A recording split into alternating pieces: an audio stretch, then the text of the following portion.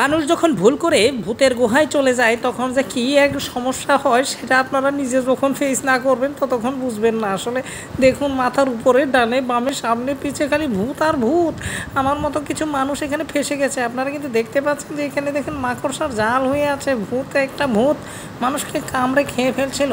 কী এক বিশ্রী অবস্থা দেখুন। আমার কিন্তু ভয়ে গা শিউরে উঠছিল। আমি এখান দিয়ে যে যাচ্ছিলাম তারপর দেখি মানুষের কত সাহস, মানুষ ফোন হাতে নিয়ে সেগুলো ভিডিও করছিল।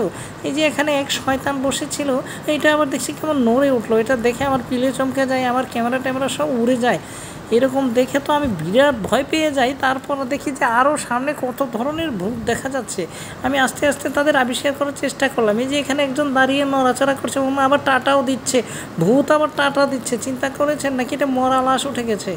ও মা গো, কি ভূতের এক অবস্থা রে বাবা! এখানে আবার গরু মহিষ, এই যে এক শয়তান বসে আছে। ও মা গো, এটা দেখে আমি আসলে ভয় পেয়ে গেছিলাম। এটা এমন করছিল কেন? বাপরে, আমাকে কি ভয় না দেখিয়েছে। ওরে বাপ রে, তাকিয়ে দেখেন অবস্থা। এখানে আমার মতো যারা ফেসে গেছিলো সবাই কিন্তু বেরোনোর চেষ্টা করছিল। আমিও চেষ্টা করছিলাম কীভাবে বের হয়ে যায়, কিন্তু পারছিলাম না। চারদিকে শুধু ভূত আর ভূত, অন্ধকার।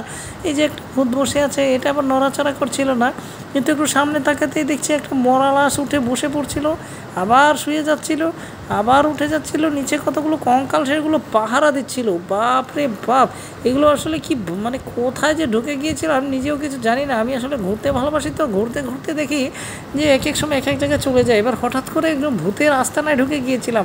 এই দেখুন একটা ভূতের অবস্থা, চেহারা কি বিদ ঘটে দেখতে। আপনাদের দেখাতে আমার খুব খারাপ লাগছিল। হঠাৎ বের হবার রাস্তা পেয়ে গেছি।